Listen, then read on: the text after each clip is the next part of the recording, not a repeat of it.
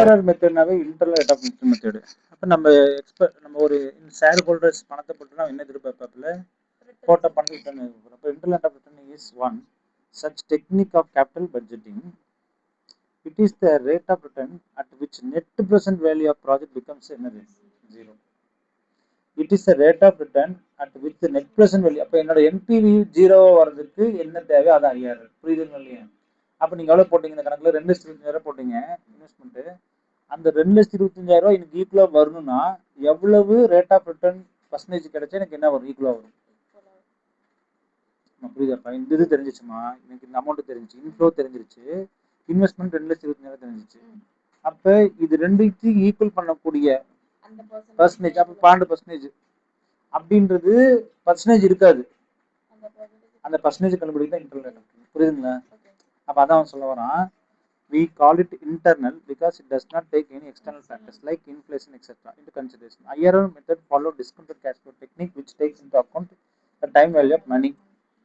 The internal rate of return is the rate which equates the present value of the expected future cash flows with the initial cash outflow. In other words, it is the rate which NPV is equal to 0. அப்போ NPV வந்து எந்த இடத்துல உங்களுக்கு 0 ஆகுதோ அப்போ பாருங்க என்ன சொல்றோம், சின்றது என்னது cash flow. First year, second year, third year, fourth year எந்த வருஷம் வேணா வந்துக்கலாம். ஆனால் அது என்பிவிக்கு என்னவா வரணும், 0வா வரணும். ஈக்குவலா சார் என்பிவிக்கு ஈக்குவலா வரணும். அப்போ present value of expected cash inflow divided by n number of years plus investment. இது ரெண்டும் சேர்ந்து ஈக்குவலா இருந்தால் தான் அது பேர் இந்த ஐஆர்ஆர். அப்போ ஐஆர்ஆருக்கு நம்ம ஒரு ஃபார்முலா பார்க்க போகிறோம். இப்போ நல்லா கவனிக்கணும், நல்லா கவனிங்க.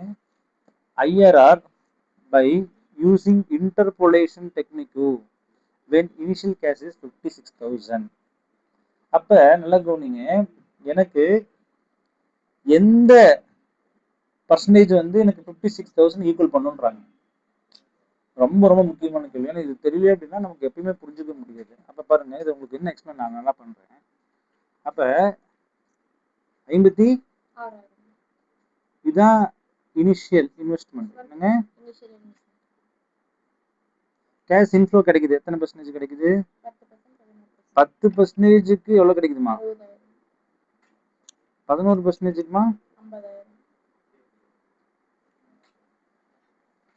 என்னங்க அதுதான் முக்கியம். இந்த இடத்துல என்ன சொல்றோம்னா 10%க்கு 60,000 ரூபாயா, 11%க்கு. அப்ப ஐஆர்ஆர் எங்கதான் இருக்குது, நடுவில் தான் இருக்குது. ஆமா, 56,000 ரூபாய் இங்கதான் இருக்குது இல்லையா? அப்ப ஐஆர்ஆர் நடுவில் தான் இருக்குன்னா நம்ம எப்படி கண்டுபிடிக்கணும் சொல்லி தரல, இன்டர்போலேஷன் மெத்தட் சொல்லுவாங்க. இது பண்ணுங்க. அப்ப இது பேர் என்னது, இன்டர்போலேஷன். சொல்லுங்க. லோயஸ்ட் ரேட் பிளஸ் சொல்லுங்க NPV at lowest rate minus actual price. Actual cash flow. திருப்பி NPV at lower rate minus NPV at higher rate into difference. இப்போ ஃபார்முலா பாருங்க, லோயஸ்ட் ரேட் எவ்வளவு, இதுல 10 பிளஸ் என்பிவி எவ்வளவு, லோயஸ்ட் ரேட் எவ்வளவு 60,000 ரூபாய் minus original value எவ்வளவு 56 minus NPV lower rate எவ்வளவு 60,000. இதே தான் இங்கேயும் போட்டுருப்பாங்க. அவன் என்ன சொல்ல, லோயஸ்ட் ரேட்டு P1 என்ன present value of lower, P1 lower minus P2 higher rate. நான் அதே தான் போடுறேன். டிஃப் எவ்வளவு 1, அப்போ டிஃப் எவ்வளவு 1%. டிஃபரன்ஸ் லோயர் 10க்கு உள்ள டிஃபரன்ஸ். அப்போ 10% மாற்றம் கிடையாது. இதுல எவ்வளவு 1656 போச்சுன்னா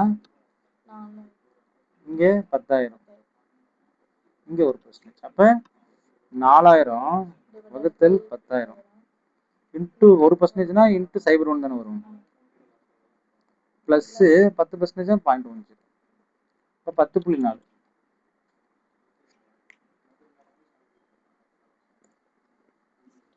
புரியுதுங்க? 10.4 எடுத்தீங்க அப்படின்னா என்னங்க, அதுதான் நீங்க லாஜிக் புரிஞ்சு. என்னங்க அப்போ 10%க்கு 56,000 வருது, சரி 60,000 வருது, 11%க்கு 50,000 வருதுன்னா 10.4 தான் என்னது உங்களுக்கு சரியான ஆன்சர். அப்போ இப்போ எந்த கணக்கில் கேட்டாலும் நீங்கள் 5,000 நீங்கள் கண்டுபிடிச்சிடலாம். ஏன்னா எந்த கணக்கில் கேட்டாலும் நீங்களே ஒரு ஃபிகர் ஏதாவது நீங்களே 10 எடுக்கலாம், நீங்கள் 10 11 எடுக்க வேணாம், 14 5 எடுங்க, இல்லை 10 5 எடுங்க, போட்டீங்கன்னா உங்களுக்கு என்ன கிடைச்சிடும்? 5,000.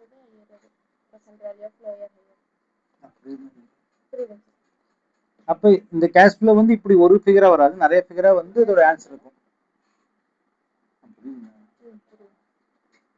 அதை வச்சு ஒரு பெரிய சம் போடுவோம். இப்போதைக்கு இது புரியுது இல்லவா? இன்டர்போலேஷனுக்கு இதுதான் ஃபார்முலா. இந்த ஃபார்முலா விட நான் சொன்ன ஈஸியான ஃபார்முலா உங்களுக்கு பிடிச்சிருக்கும். அதை lowest rate plus NPV at lower minus NPV at கீழே தான் ஹையர், மேலே வந்து ஒரிஜினல் கேஷ் ஃப்ளோ. ஃபார்முலா மாற்றி சொல்லக்கூடாது. NPV at lower minus actual cash flow divided by NPV at lower minus NPV at higher into difference. இது ரொம்ப ரொம்ப important formula. இதை வச்சிங்கன்னா இன்டர்போலேஷன் கிட்டத்தட்ட நம்ம 90% கிளியராக வந்துட்டோம். புரியுது.